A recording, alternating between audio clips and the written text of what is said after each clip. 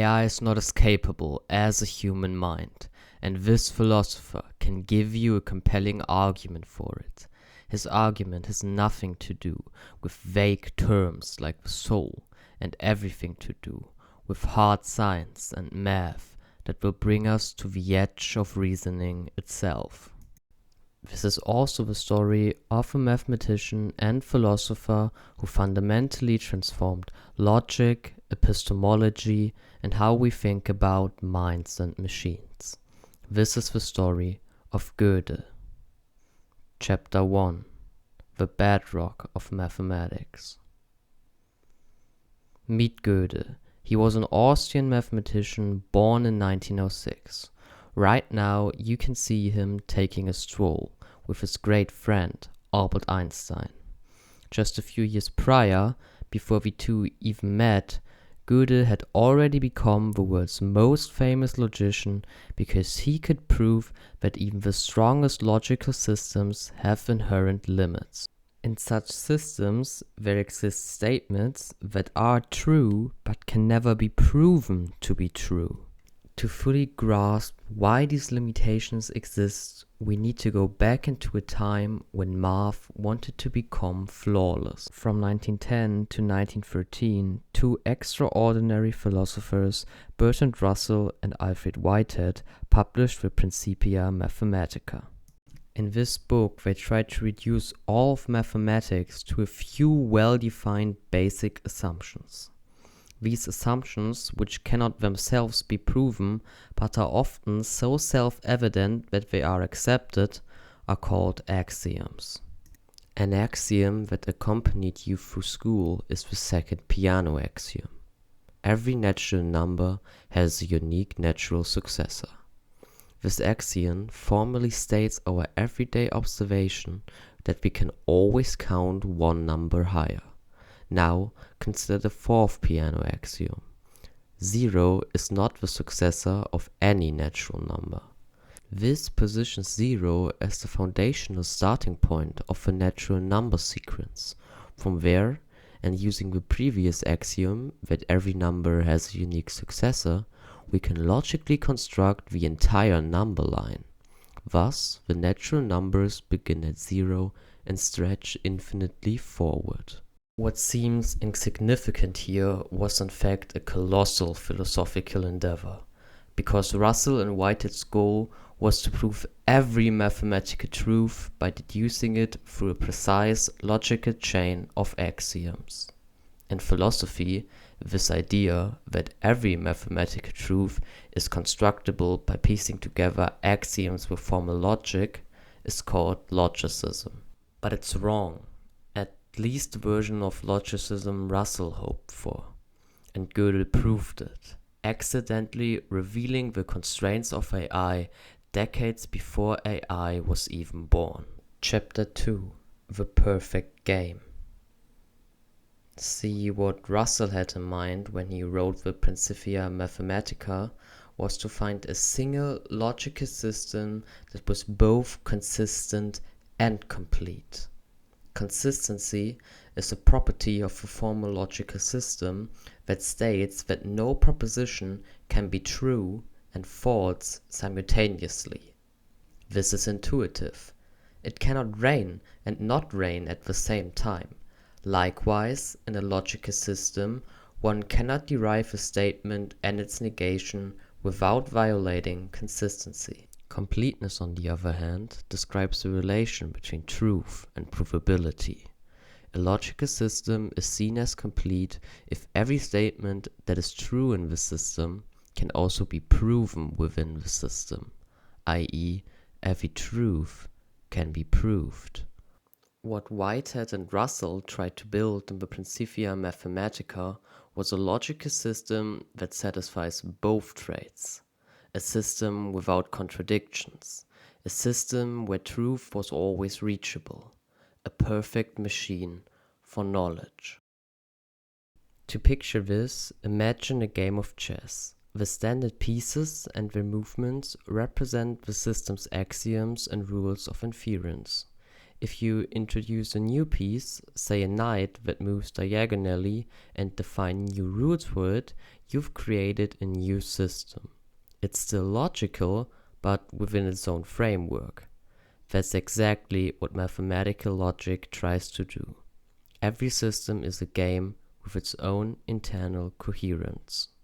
The goal now was to find a game that was so logically consistent that it wouldn't allow for any contradictions, in order to prevent any player from being confused, and complete so that every argument that players have could be settled because the truth is always provable. This would be it. Here we could reach epistemological completeness. Math would be the perfect game where everything would be formalized and known eventually. Or as David Hilbert said it, we must know, we will know. But Goethe, quiet and unassuming, raised a finger and said, still you can't. Chapter 3: Liars and Their Incompleteness.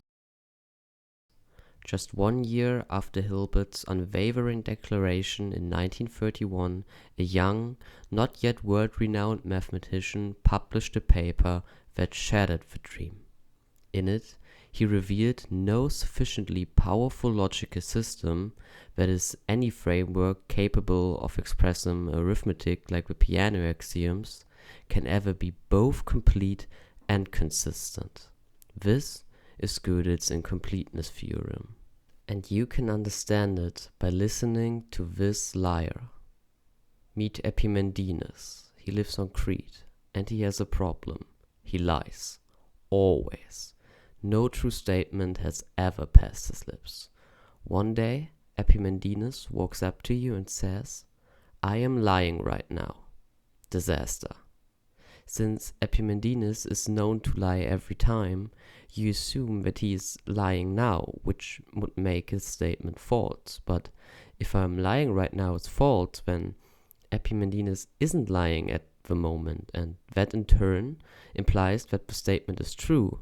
Thus, I'm lying right now becomes true, which again leads to a contradiction. You shake your head and try again. What if Epimendes isn't lying in the first place? The same problem arises, and the paradox loops endlessly. Eventually, you reach the only reasonable conclusion. You simply cannot know. This is a paradox of self-reference. A paradox of self-reference occurs when a statement refers to itself in a way that creates a contradiction or an endless loop.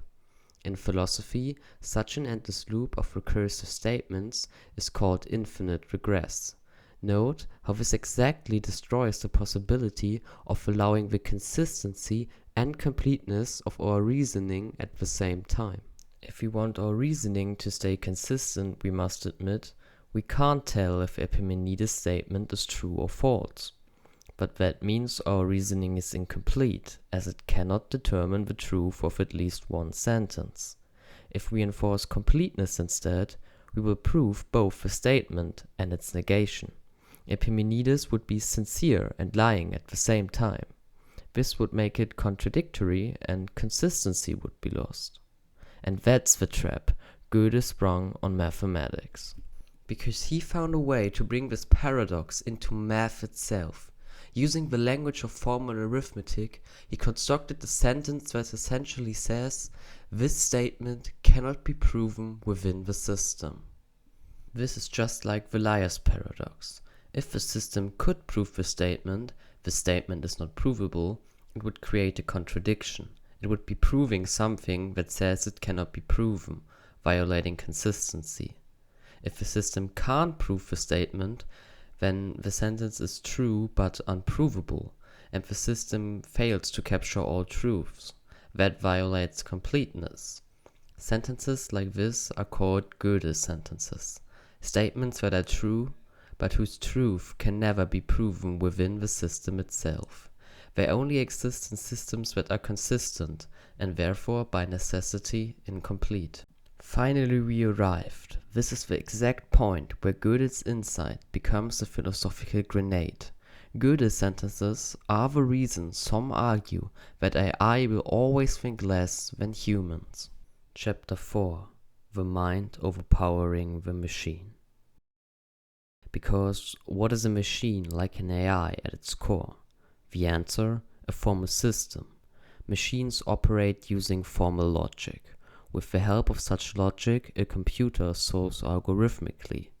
Think of it like a cooking recipe.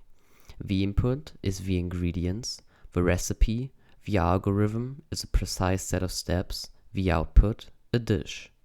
Like a recipe, an algorithm is a finite, clearly defined sequence of instructions. Even the most sophisticated AI, no matter how complex, follows this paradigm, using much more intricate, probabilistic algorithms. But no matter how intricate, for AI, which is built on a formal logical system, Gödel's incompleteness theorem does apply. Here we found the fundamental limitation of AI. It can never prove its Gödel sentence, because these cannot be derived algorithmically in principle, implying that AI can never work out whether the Gödel sentence is true or false. Now, is this the case for humans, or can we conclude the truth a computer cannot see? Let's take another look at the Gödel sentence. This sentence is not provable. We start with the assumption that the sentence is false. If it's false, then it must be provable. But false statements are never provable, so we arrive at a contradiction. To avoid the contradiction and preserve consistency, we're forced to admit the sentence must be true. And that's the point. We know it's true, not because we computed it, but because we understood it. This is precisely why a formal logical system, such as AI, can never prove it algorithmically, but we, through reasoning, can see its truth. We know it's true even though no algorithm ever could, and that's why many say we know more than machines. No computer can ever do all the things the brain can. That's what philosopher John Lucas argued in his famous essay, Minds, Machines and Gödel. His conclusion: no machine is an adequate model of the human mind. Think about that. That is an argument for a sort of human exceptionalism, and it's in direct contradiction to one of the most spread beliefs in neuroscience, materialism, the idea that the mind is nothing more than biological circuits. If Lucas is right, it would mean we are not Turing machines. We are something else, something irreducible. Maybe there would be even room for something like freedom of will. There's just one final question. Is Lucas right? Chapter 5: Restrained Minds. The Case Against Lucas. One of the most prominent critics of Lucas was the philosopher Paul Bansarev. He agreed with Lucas on one point. Yes, formal systems are inherently limited. A computer can't prove its own Gödel sentence. But Bansarev argued that does not mean computers can prove each other's Gödel sentences. According to Gödel's theorem, the limit only applies within a system. An external system is not bound by the same restrictions. Therefore, the human mind could potentially recognize the Gödel sentence of the formal logics employed by computers. But now think about it. This does not prove that we are any different from computers, because we also could have a Gödel sentence in our mind, which we cannot see, but which is still there. We couldn't see or prove that by definition. In this case, the human mind would be a biological computer. This suggests that our mental processes could also be algorithmically and mechanically constructed.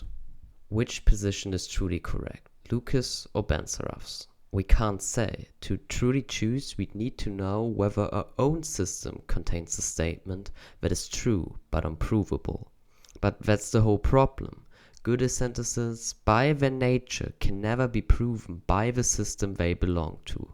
We can step outside ourselves to confirm if such a statement exists in our own minds. We can't see the frame when we're inside the picture. Analogously, Gödel's second incompleteness theorem provides yet another reason why Lucas' position is fundamentally unverifiable, and you already understand why. Lucas' premise that our brain is a consistent system is itself unprovable. According to Gödel's second incompleteness theorem, no consistent system can validate its own consistency.